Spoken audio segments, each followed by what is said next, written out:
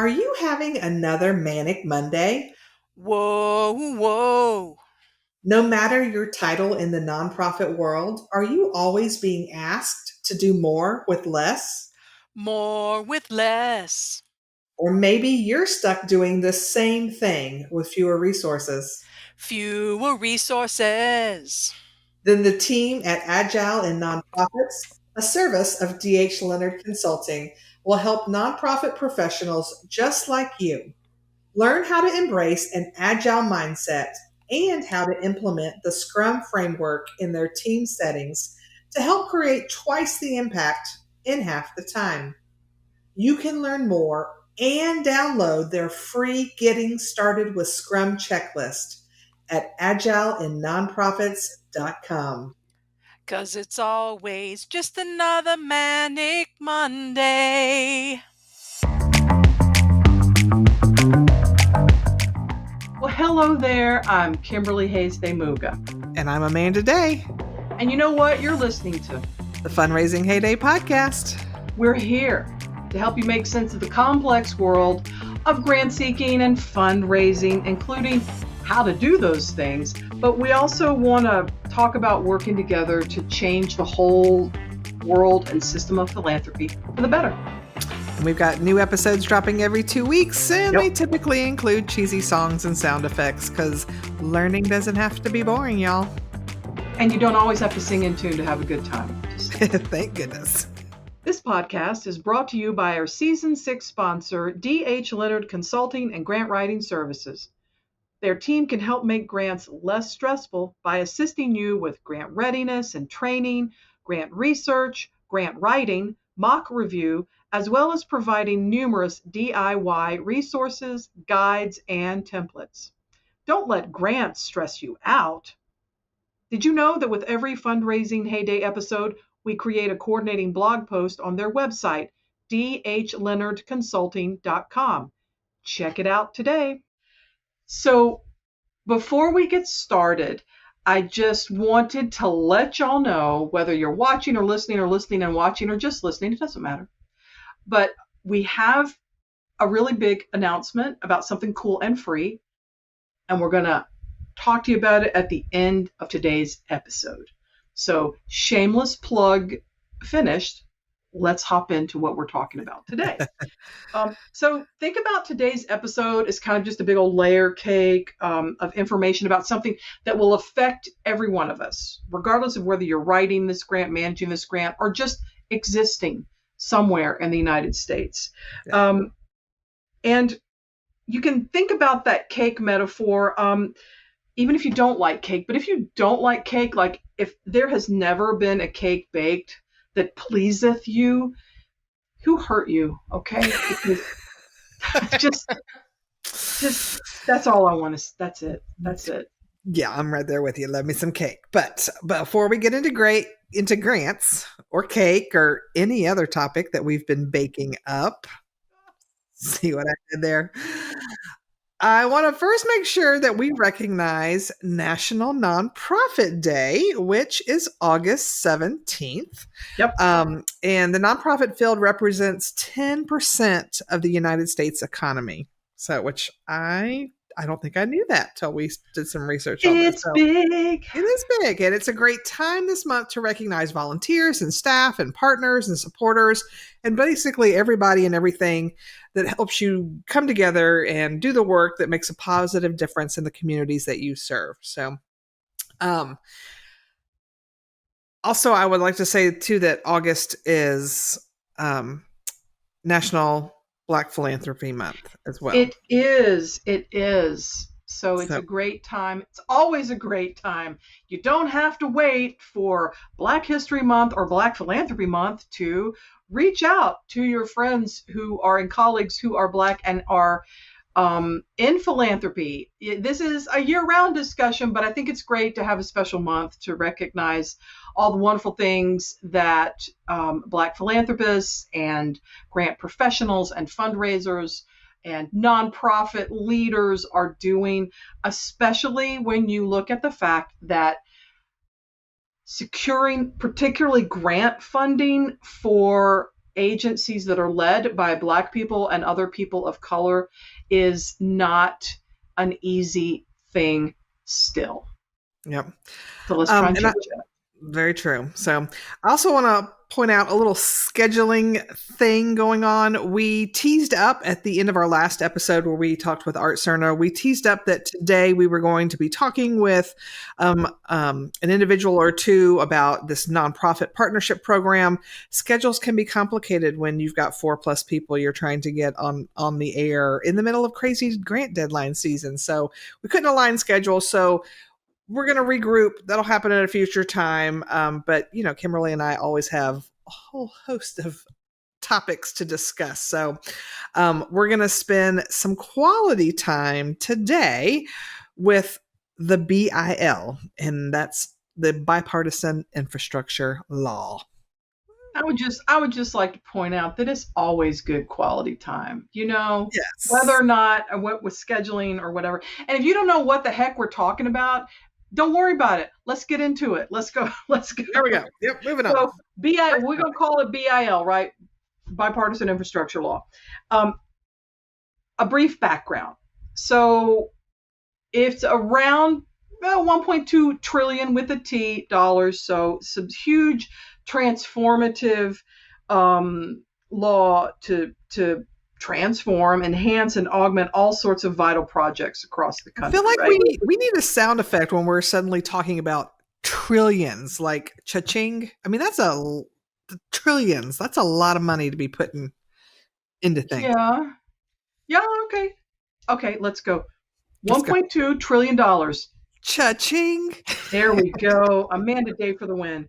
So it's multiple federal agencies, multiple funding cycles. Some of you listening may be already, your little eyes may be twitching. You may already be going, yes, it's true. But, there's all kinds of things to think about, and there's the whole Justice 40 concept that is woven into BIL, as well as the American Rescue Act and some other major funding cycles. So we just wanted to take this episode to sort of dive into BIL and how to find opportunities that match your grant funding needs, and also talk about Justice 40 and how it can intersect, and should, rightfully so, intersect with this. What is it? How do you find out more about it? And how do you measure it? So that's just where we are, Amanda. We're just here. We're just two women of a certain age with some stuff to share. We're here for you. I like it. So let's kick off with some basics.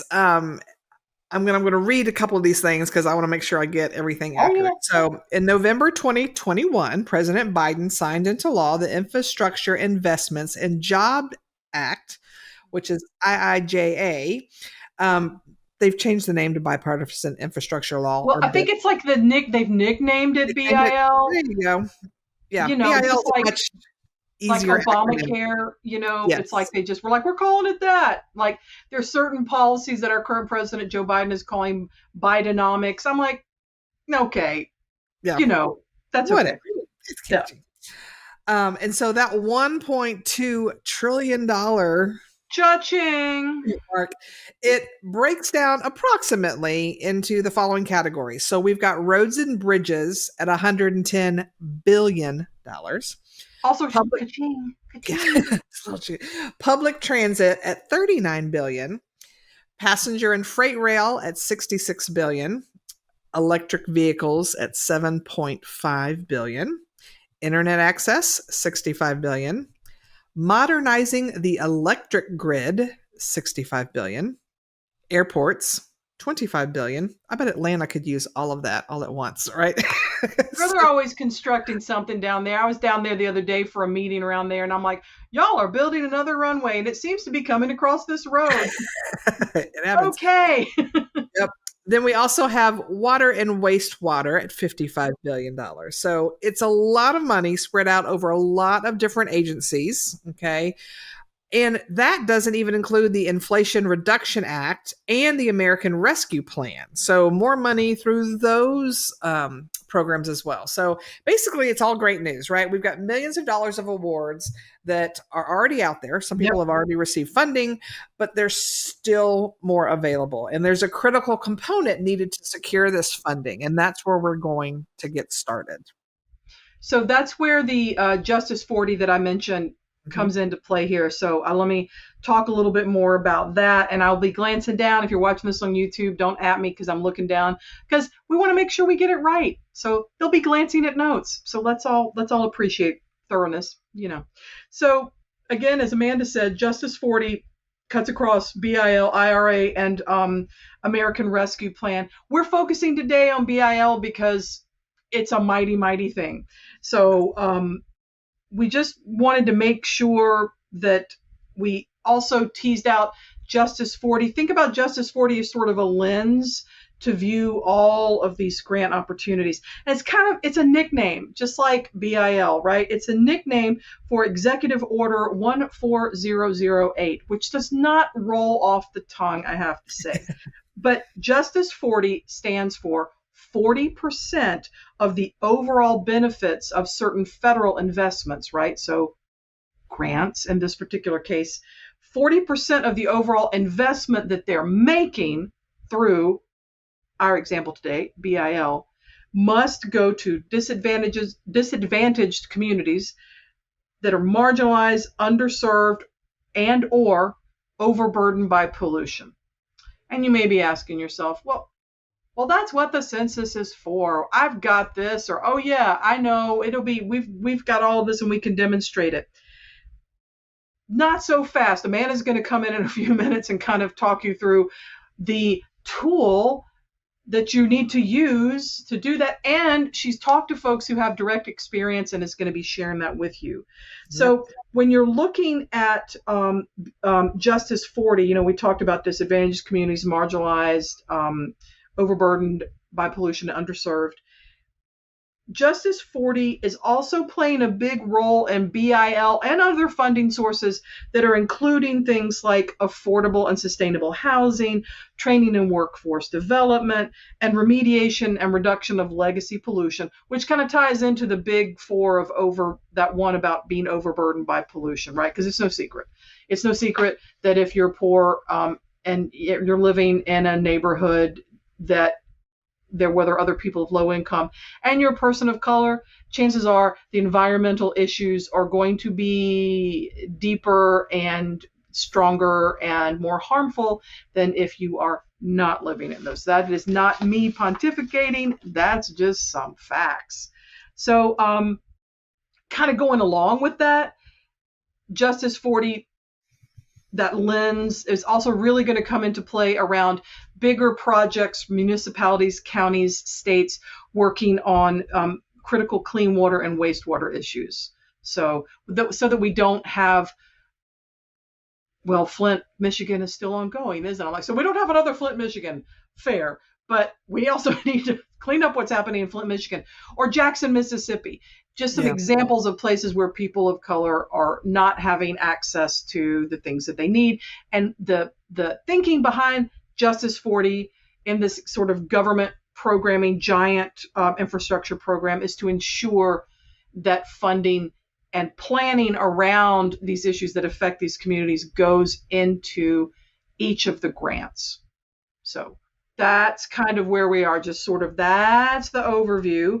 And Amanda's got some more details about Justice 40. So all of these programs that require Justice 40, you are required to engage in stakeholder consultation to ensure that community stakeholders are meaningfully involved in determining program benefits. So you don't just get to come in and say, hey, here's the answer, here's how we're going to fix the problem. You need to really be engaging, whether that's public meetings, there's all kinds of examples of ways that you can do that. And you should straight up be doing that anyway. If you do not reflect the communities you serve, you should be doing that. You should be doing that. They don't. I noticed they don't give a lot of details about it. They're like, you should be doing this. Silence. So there are a lot of ways to approach it, and there's some talks about setting up federal centers for this kind of work, but it's talk right now. And y'all know stuff coming out of Washington can take a moment. Yep. So, and that's something to know going into it, because you know how often federal grants get released, and often when you have 30 days to get the application ready, doesn't give you a whole lot of time to start thinking about, oh, we need to have a public meeting, because you've got to have time to set that up. So these are things, if you're thinking about, hey, we know this grant is coming down the pike, go ahead and start with that public um, stakeholder consultation, right? Wouldn't you just be doing that so that you understand how to develop programs? It's a smart idea. I'm just Um, saying. yep. And it's important to know that covered programs are also required to report data on the benefits directed to disadvantaged communities. So it's not just you've got to engage them on the front hand, you actually have to do the work and show how it actually benefits the intended audience, which is Which kind of is a dumb kind of moment. what you should be doing that anyway. They're just putting it in writing, but they're not telling you how, and they're not necessarily giving you money to do that. Just saying. Yeah. So I do have a couple of resources and examples for how this looks like in action. So the first thing is the Climate and Economic Justice Screening Tool, or CEJST. That's its acronym. It's a geospatial mapping tool to identify disadvantaged communities that are marginalized, underserved, and overburdened by pollution. You must use this when you calculate Justice 40 for your BIL and other grants. So basically, it is taking that census data, it's within a mapping tool. So if you are an organization that, knows exactly the footprint of where you're serving, this is an incredible tool. And I've got a couple of examples here. So my husband actually, he works for the county where we live. And so he was going for funding for a county-wide transportation plan. It was a safety plan. So they knew, because they had been collecting data for years, what were some, maybe the intersections and roads and spots where we're having the most accidents, the most deaths, those kinds of things, and are wanting to be able to study these areas to determine what safety features can later be implemented to help reduce accidents and deaths and injuries. So good thing. So he was able to go on here, use the map, figure out, okay, where are all the corridors and areas and the impact areas that we're going to be affected through this, put that in there, and the data will basically spit out, okay, based on these census tracts where all this work is happening, it will tell you what percentage is meeting the Justice 40. And if you've got your 40% or more, then you're good. If it's less, then you may have to reconfigure where you're doing your work, right? So that's kind of how it works. Now, one thing I will point out is what my husband thought was going to be some of the higher areas were not, because when he first started thinking about this, he was using the 2020 census data. When he got into this tool, they are actually using 2010 census data in this tool. Now, they may have Thoughts updated. and feelings. Thoughts and feelings. It may have been updated since then. It's been a few months ago since he worked on this application, so I'm hoping they have. But just know, if you go in, if it's not quite like what you think it is, it could be because they're still using 2010 data within this tool. And you still have to use that tool to demonstrate your Justice 40 lens on your grants. We are not saying that this is a well thought out thing that we are totally enamored with. We are just sharing what it is. Yep. So I also talked to another friend who works for a city, and he knew going into it, if he was trying to do something citywide, there's no way their city would ever meet the Justice 40 requirement. The entire city, the because it's a entire big city. city, right? The entire city, because it's got to be 40% of your whole project. So if you're trying to do a project that covers your whole city, he's like, I knew we wouldn't meet it, because I knew we had some census tracts throughout our city that those alone would. So that's where they focused their work, is like knowing, hey, this is an area that needs XYZ infrastructure. So we're just going to do work here. And by focusing on those areas, it was almost like 100% meeting the requirement of Justice 40, because he was way over the 40%, because he was focusing projects specifically on there rather than doing citywide things, right?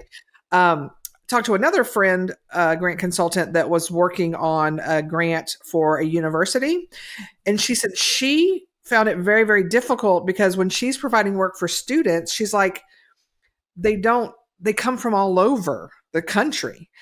And so she said they had to they had to figure out some workarounds, I believe. I don't know exactly what all they did, but she just said it was very complicated because it wasn't like they weren't a county that like this is our boundaries. We're a university. Yes, we're located here, but we're serving a population that actually the Yeah, permanent residence is a lot of other places. So she goes, Justice 40 is in this mapping tool. She goes, it's not necessarily a one size fits all easy to use thing depending on what your project is. So just that's take fair. that into consideration as you're working on those things. Okay. The other tool I want to share is the Interim Justice 40 Implementation Guidance. This was issued by the Office of Management and Budget, or O&B, in July 2021. Um, so Oh, it just and gives you it's the just most recent we could find, right? yes, And if there's a new one floating around out there, let us know. But yes, as of the recording, that was the most recent, even though we are in 2023. So putting yeah. that out there. And so this is just a helpful tool to understand the source documentation of what the requirement is and why the requirement exists. Understanding that will help you to better meet what that requirement is. And Mm-hmm. so nowhere is there a perfect step by step, this is exactly how you do it, but to have that information can be really helpful. I also talked to another grant consult, not a consultant, a grants person who's embedded within a huge county, that like they get billions of dollars every year before BIL ever even showed up. Just so a huge county because they've got ports and they've got airports and they've got all kinds of things. And he was talking about a big part of his work was trying to tie all of his different departments together because he's like, it's not just that you're building a road. It's you're thinking about what is this road connecting? Is there pedestrian connectivity? Does it connect to Mm-hmm. transit? Does it connect to the resources that people that are going to be using this road needs? And so he goes, it's not just, hey, I need to talk to my road department. We're going to build a road. He goes, I really need to be bringing in people from housing, people from nonprofits, people from transit, people from this to really make sure that we're looking through a lens of how is this infrastructure truly going to help the community that we're serving? And it's more than a road. So just a lot of different things to think about. So that's since Kimberly and I have yet to write a BIL application, we wanted to speak to people who have, who could give us some firsthand knowledge of like boots on the ground. This is what it's like. So we could pass that along to you. Another resource that this one I love because Amanda knows I have an intense love affair with my WSB Channel 2 weather app on my phone. And I she's not kidding. love looking at the radar, and I realize I may be sounding like I am an 80-year-old little old man because it seems to me in my life experience that it's mostly little old men who just love and delight and are fascinated with the weather. But be that as it may, I It's love your being thing. a good weather map and radar. So I was thrilled to find this. It's GSA. What is that?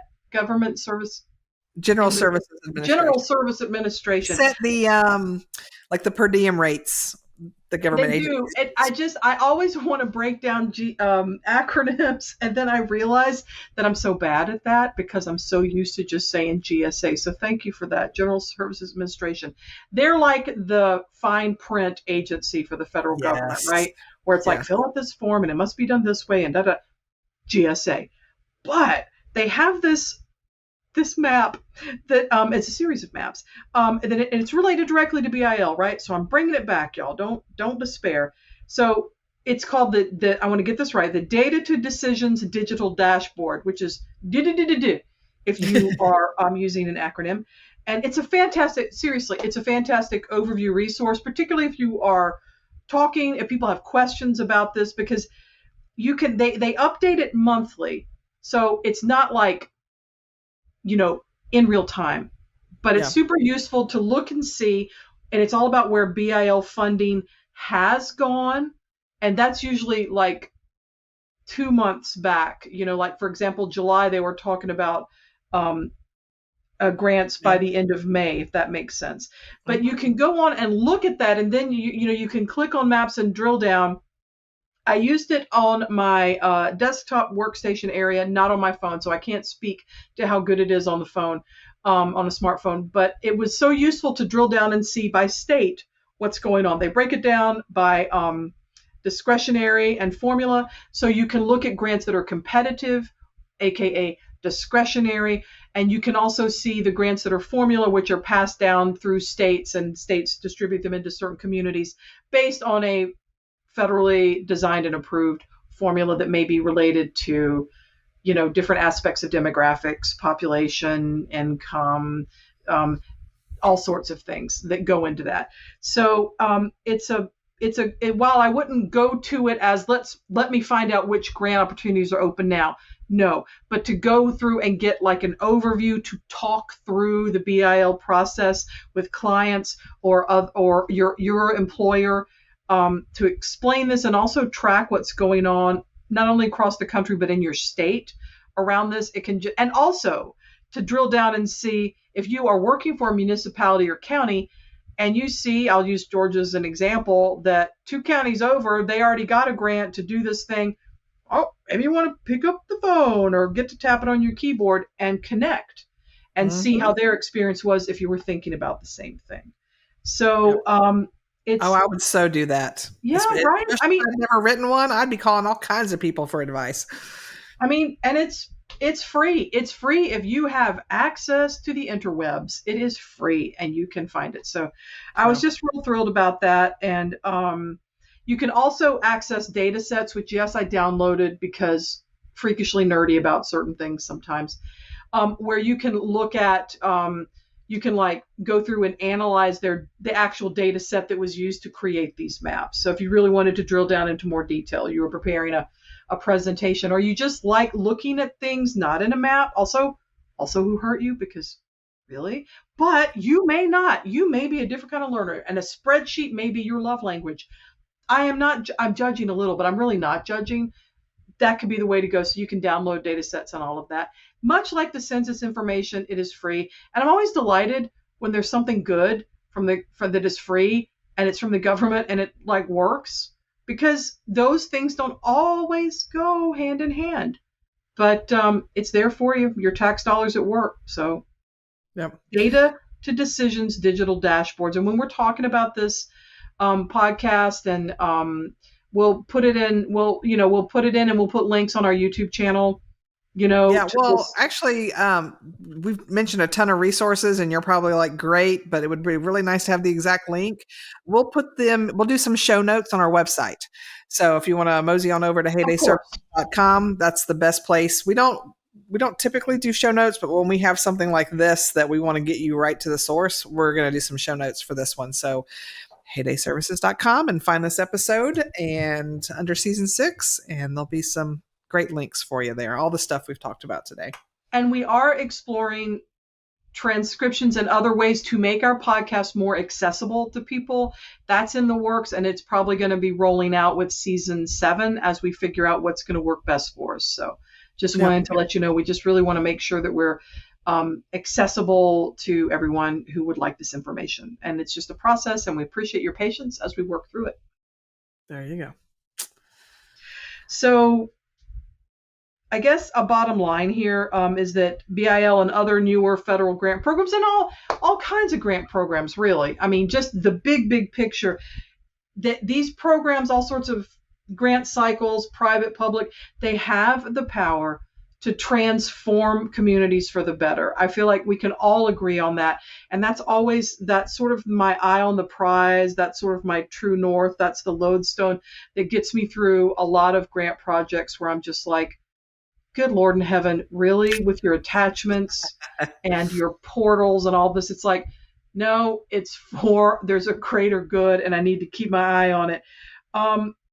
But like any grant opportunities, particularly these big ticket grant awards like BIL, there can sometimes be this, I'm like trying to be all nice about it. Y'all know there's some people who are not familiar with grants that get the fever for the flavor of the big grant items, and they just want to chase that money. And it may or may not be the best fit. You may or may not already have systems in place to make your Yeah. nonprofit, municipality, county, or tribal organization competitive in this. Because as much as I don't like that the fact that grants are competitive, they are, and that is just the nature of the beast. So having this information and understanding what's behind these huge programs as a grant professional or as someone who is grant adjacent, wherever you may be, will help you ultimately help your agency, and oftentimes the leaders, the commissioners, the mayors, the board members who may not have a firm grasp of how this works and may be tempted. And it's easy to understand to just go, well, we need some of that BIL money. Let's go get, I don't know why I always adopt that sort of pseudo foghorn leghorn voice when I'm talking. Just an image I have in my head, right? A product of my upbringing, as much as I struggle against it I'll sometimes. say, But I'm I just say, I saying, say. I say. Um, what I love about this though is that at least there's that, even though the tool, the mapping, the climate, I'm sorry, the mapping tool that you need to use around Justice 40 may be using outdated data. The intent that anything that goes through needs to have this kind of thought put into it can go a long way to righting those wrongs on a systemic level of, centuries, decades of all kinds of systems, policies, regulations, funding practices, banking practices that have made it harder for people of color to access the resources that are available to white people. So, but also looking at like rural communities, whether they're majority white or people of color who also have issues accessing these kinds of programs and services. It's like, I'm excited that it's here in this particular program. I hope it stays in place in all places where it makes the most sense, which would be around these huge sort of capital projects and programs that purport to serve these communities. I'm all for it, but I'm also recognizing that it places an additional burden on an already burdened process.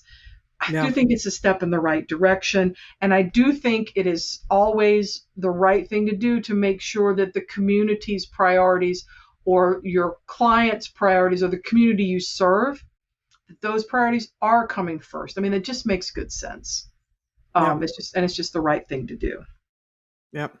So, well, and I would say too, it was interesting. My husband's written a grant or two over the years just because he works in local government. And when you work at a city or a county that does not have a grant person, you either do it or you just don't get the grant money, right? So he's certainly has a view in his past, but it was interesting because did a lot of nights and weekends leading up to the deadline because he was doing it on top of his regular job.